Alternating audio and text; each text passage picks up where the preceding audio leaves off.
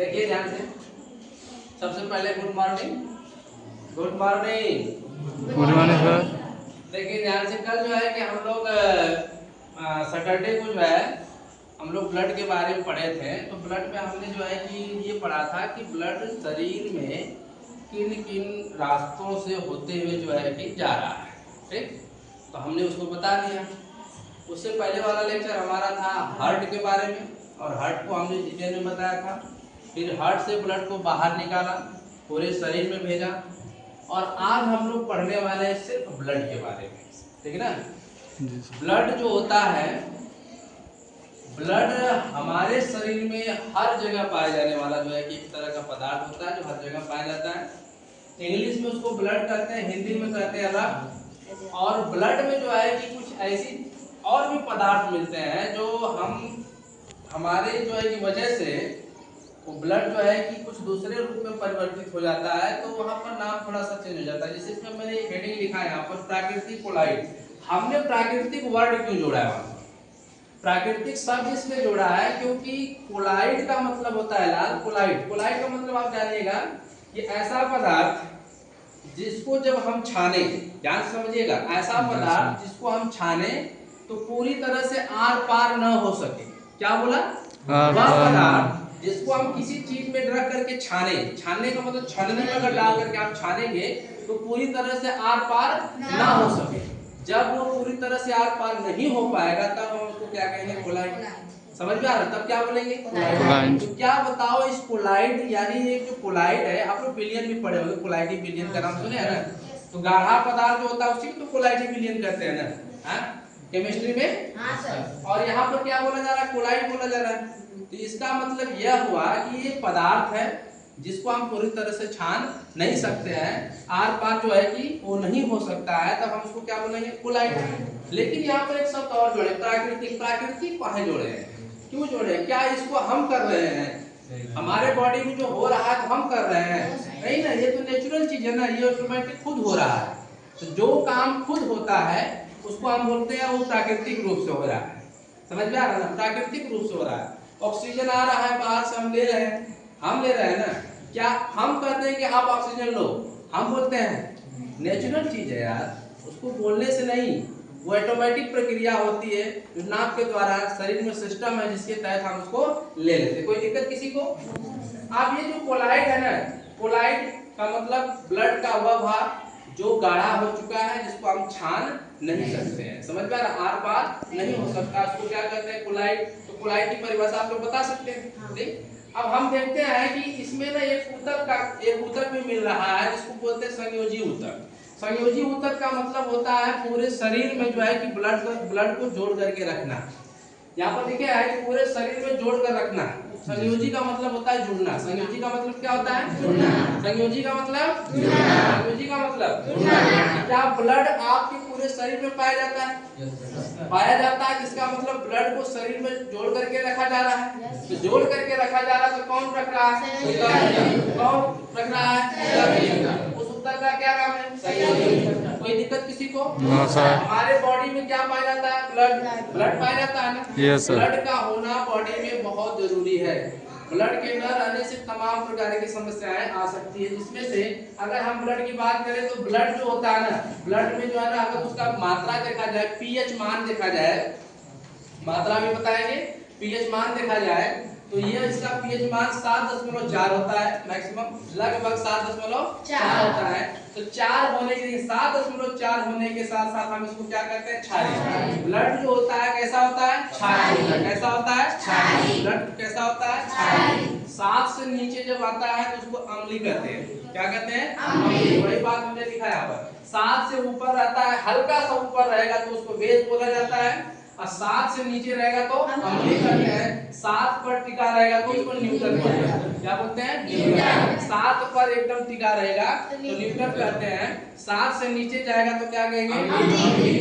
और 7 से एकदम थोड़ा सा ऊपर जाएगा तो बेस कहेंगे। अब हुमस के ऊपर गया तो समझ में आ रहा है? 7 से 8 हो गया, 7.5 हो गया, 8 हो गया, ऐसे चला जाएगा तब क्या कहेंगे? समझ में आ रहा है? समझ में आ रहा है ना? कोई दिक्कत किसी को? कोई दिक्कत नहीं है। तो ये था आपका। अब हम देखते हैं ब्लड। ब्लड जो है कि हम लोगों के शरीर में कितना पाया जाता है, कितनी मात्रा उसकी होती है।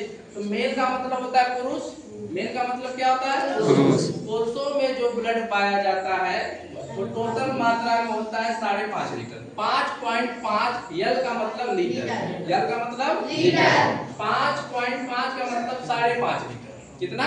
5.5 लीटर। फीमेल में सिर्फ 5 लीटर, फीमेल में सिर्फ 5 लीटर। पूछा जाता है क्यों, काहे फीमेल में कम है भैया?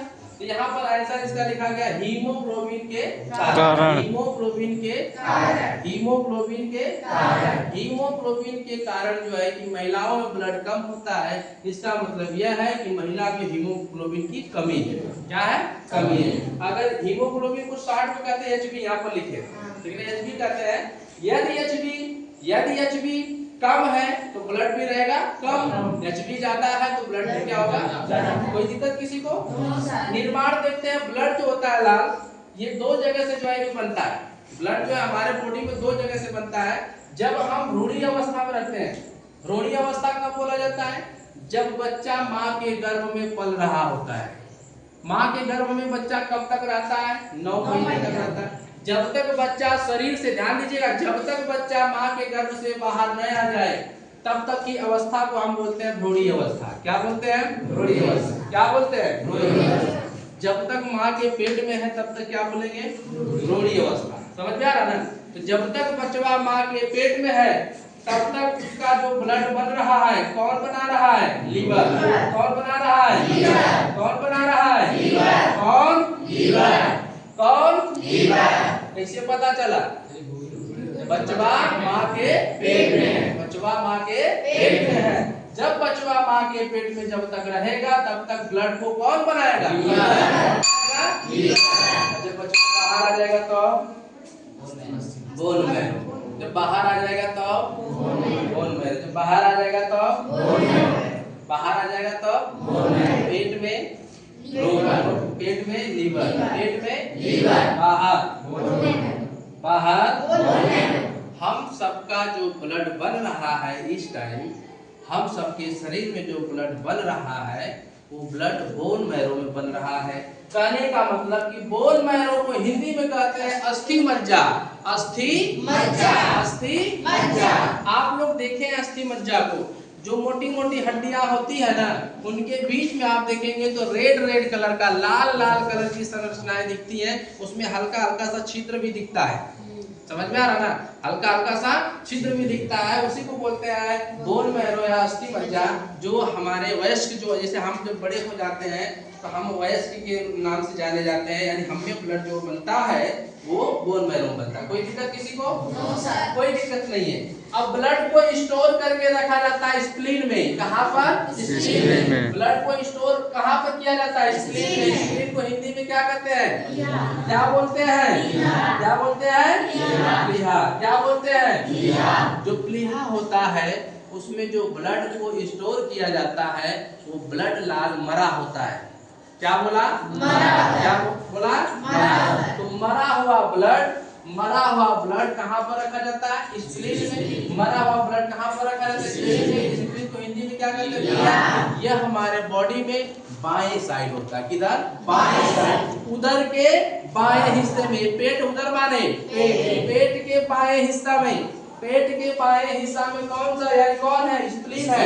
इसमें सारा ब्लड जो मरता है जो ब्लड सब जाकर के इसी जगह स्टोर रहता है। समझ में आ रहा ना? कोई दिक्कत किसी को? तो मरा हुआ ब्लड है, इसलिए हम स्प्लीन को क्या कहते हैं? कब्र।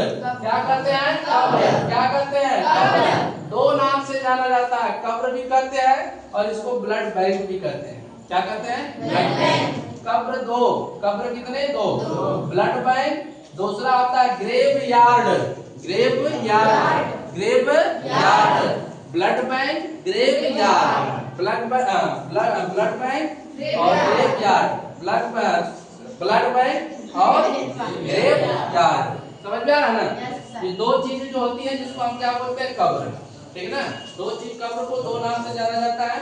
अब यहाँ पर एक चीज और हम लिखे हैं, कोलेस्ट्रॉल का होना बहुत जरूरी होता है आपके बॉडी में। कोलेस्ट्रॉल मैक्सिमम कितना होना चाहिए? 200 ग्राम। जीएम का मतलब क्या होता है?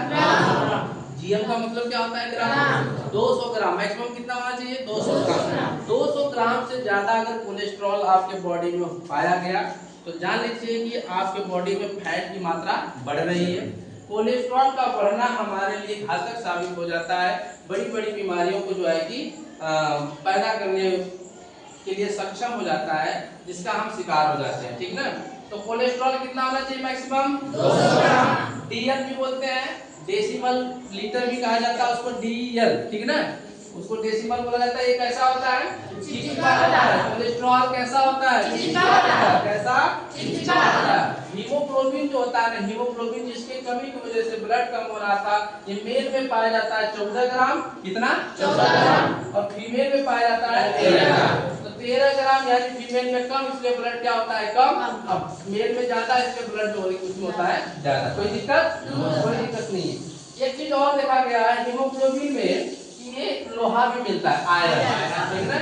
आयरन, आयरन क्या एक तत्व है? आयरन क्या एक तत्व? तो आपसे पूछा जाएगा कि ब्लड में कौन सा तत्व पाया जाता है? आप बोलेंगे आयरन। कौन सा तत्व? आयरन। कौन सा तत्व? आयरन। अब हम देखते हैं ब्लड के कार्य। ब्लड के कार्य जो होते हैं ना, ब्लड जो है ना 4 टाइप का कार्य करता है, जिसमें से पहला काम इसका ये होता है कि ये ताप को नियंत्रित करता है। ताप का मतलब जो बाहर का तापमान होता है, वो हमारे बॉडी में जब उसका प्रभाव पड़ता है तो उसको नियंत्रित कौन करता है? ब्लड। है ना? पोषक पदार्थों का परिवहन, परिवहन का मतलब ले जाना, ले आना। जो पोषक पदार्थ हम खाते हैं उसको जो है इधर उधर ले जाने का भी काम करता है। गैसों का आदान प्रदान भी करता है, ऑक्सीजन को ले आना, कार्बन डाइऑक्साइड को बाहर भेजना, कुछ सर्दी पदार्थों का भी परिवहन करता है। तो ब्लड के कितने कार्य? 4। ताप नियंत्रण, दूसरा पोषक पदार्थ का परिवहन, तीसरा आदान प्रदान, चौथा परिवहन। कोई दिक्कत किसी को? कोई दिक्कत? कोई दिक्कत नहीं है। आप वीडियो को जो है कि ज्यादा से ज्यादा देखिए। अगर यहाँ पर नहीं समझ में आ रहा है तो आप वीडियो को देखिए, जहाँ पर नहीं समझ में आ रहा उसी जगह रोकिए और उसको जो है कि पीछे ले जाइए, पीछे थोड़ा सा भगा करके पीछे, और उसको वीडियो को फिर से देखिए, आपको पूरी बात समझ में आएगी। जय हिंद।